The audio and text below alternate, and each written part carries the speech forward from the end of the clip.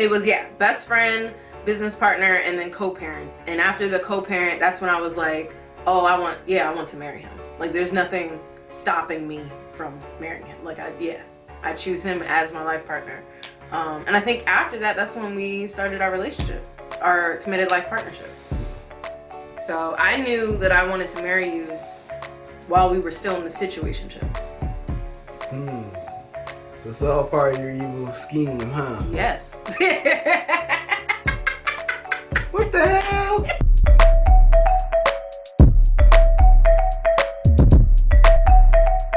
Okay, so that's the proposal part, right?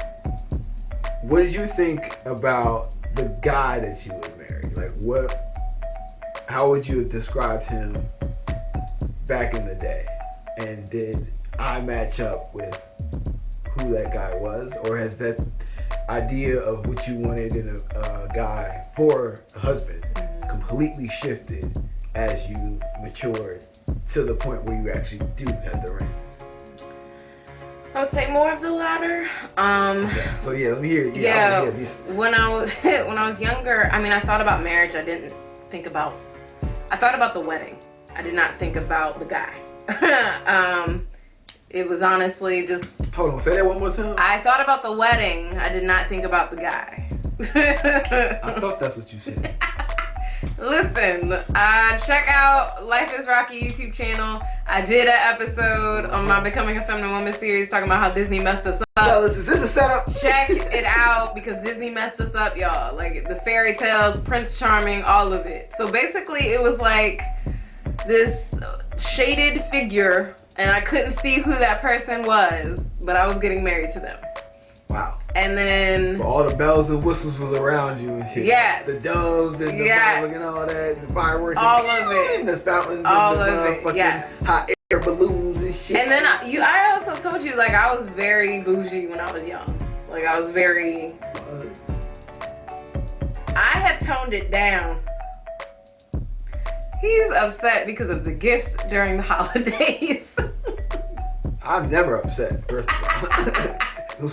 He feels some type of way then. I'm feeling good vibes. I'm chilling over here. Whatever. Well, I was even more bougie when I was younger. Okay. As long as you and I needed a lot. And once I got to know myself more, I realized I was more down to earth and I didn't need all that showy stuff. But because of that, yeah, it was the big elaborate thing.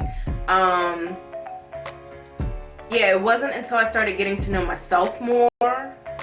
And like, honestly, my ex was the first guy I had ever even thought about marrying. Oh, I can't wait.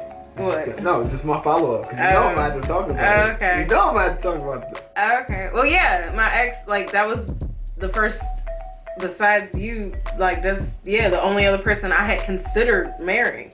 You know, like, any other guy I had dated, none whatsoever. Not at all. You know, so that was the first time. And I realized that because I was getting to know myself more and I was different than how I had been raised to be or thought I was, like I was just coming into myself and who I wanted to be, that I realized, yeah, like my image that I may have had of a guy looked different. Like I told you about my ex smoking weed and that trashed the good girl. Good girls don't smoke weed. The good girls who get married don't smoke weed. And then it was like, well, that goes out the window because the guy I'm interested smokes weed. So same with you, you know? So yeah, I didn't, it was changing as I got older. And then with you, like, yes, our love and our connection was so damn powerful. Like when you let it flow, it was just like a beautiful flow of energy. Where it was like we were really syncing up. Like at one point it was scaring us because we were like thinking about the same thing at different times of the day or something, and then we would say, yo, I was just thinking about that, what the fuck, you know? So yeah, I felt that and it was very powerful. But honestly, I mean, that was cool, but I knew marriage requires more than a connection. So that's true. Yeah. So honestly, all our values aligning was really like, oh, this is like really good potential for marriage type of thing. But I think I've mentioned it in shows before where I've said, Really, the three hitters that was like, okay, I want to marry him was you're my best friend. Like, I literally enjoy every day of my life with you. So, and that is rare. You being able to be with someone all day, every day is rare. Because family, I love y'all, can't do it. Friends, I love y'all, can't do it. You know? Like, that's very true. That's you know? True. So I was like, that's keynote. That matters. You know? Like, so yes, I enjoy your company.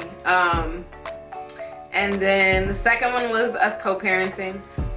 We wanted to raise our children similarly. We had similar parenting styles, parenting values, that kind of thing. Yeah. And I wanted to really make sure that the father of my children was involved and was able to help me in how I wanted to raise the children of the next generation, because I wanted a more secure foundation, you know, and the fact that you're a therapist, you know, so it really helps with all of that. So that was another, like, okay, this looking good. Oh wait, no, I missed a step. Co-parenting was the last point that I was like, oh, okay, yes, I can marry him.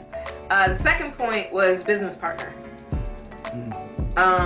When that day. What?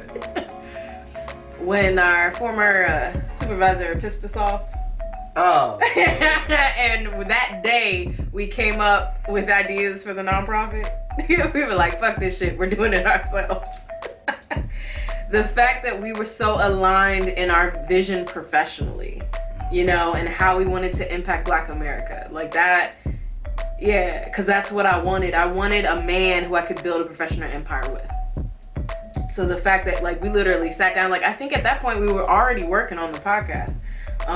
So then it was now it's like even more legit, because that's even more of a, you know, for the nonprofit. So it was, best friend, business partner, and then co-parent. And after the co-parent, that's when I was like, oh, I want to marry him. Like, there's nothing stopping me from marrying him. Like, I choose him as my life partner. And I think after that, that's when we started our relationship, our committed life partnership. So I knew that I wanted to marry you while we were still in the situationship. So it's all part of your evil scheme, huh? Yes. What the hell? I done got. I done got. You got by a good one, baby. The foolishness. Alright, so I forgot what your original question was. You answered it, but you kind of didn't. What was it? So I was saying, like, about like what your expectations were for the guy back then, and then, well, I guess you pretty much answered it, and relating that to what you got, the guys you expected to have. You were saying that it shifted when you were younger to when you were older. And then it was in particular with you. Like, so in the older version of yourself, I was kind of the guy. Yes. Yeah. Okay. But it's still like, I didn't know that I wanted to marry you upon like our first probably year together. So what did you think? It was a great connection. Like, yeah, this was nice, but I wasn't like, I want to marry you. There was at no point that you thought, like, ooh, this is... I mean, it was potential for sure. Okay. Yes, like the fact that our first conversation went how it went, I was like, there's hella potential. Okay. But I didn't decide that I want to marry you upon that. But you know, girls be having them fantasies like the first time. Oh, no, I use logic in this decision, y'all. No, I'm not saying decision. I'm saying, like, fantasies. Oh. Like, thinking about it, imagining. I learned to let that go, because fantasies could get me out of using logic. So I had to be present in the reality of my connection. Okay. But yeah, it honestly, it wasn't, I didn't know about what I needed in order to decide that I wanted to marry someone. Like, like my ex, that was the fantasy. The fantasy of marriage. Like that was the fantasy. So by you, like, I had to let go. Like, I had to get out of that, you know? just to grow and focus on my own healing. So when you came around, I didn't know the qualities of how to make that marriage decision until it happened. Until one day I was like, I really enjoy life with you. Like, I could do this forever, you know? And then when we did our business stuff, I was like, oh shit, this is what I always wanted. Like, it's happening, you know? And then like us talking about kids and raising our kids and stuff and rites of passage. And I'm like, oh shit. You know, like it was like in the moment without prior knowledge of what would be needed. That's when I was like, as soon as it happened, I was like, oh yeah, no, this is what I needed to know that I wanted to marry someone. Hey, it's the Real Family. It's your girl Rocqi. And your boy Elsa. And thanks for being here. If you're new to the channel, be sure to subscribe and click that notification bell. Right, because subscribing and hitting that notification bell does two very important things. One, it gives you notification on our new content and make sure that you're up to date on everything that we put out every week. Every week. You know, every week. Every week. And then number two, it helps your boy and your girl out with some money. You know what I'm saying? Let's just keep it honest. It's so real, baby. But in all seriousness, this is just like the video portion, the YouTube portion of our content. We are It's So Real podcast. So we have all these episodes just waiting for y'all on how many platforms? 11 different streaming platforms. 11.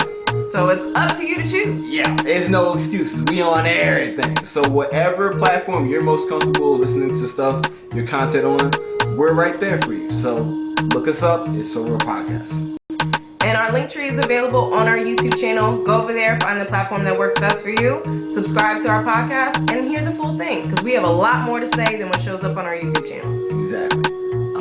With that being said, check out the rest of our videos while you're here. You know? And be sure to subscribe.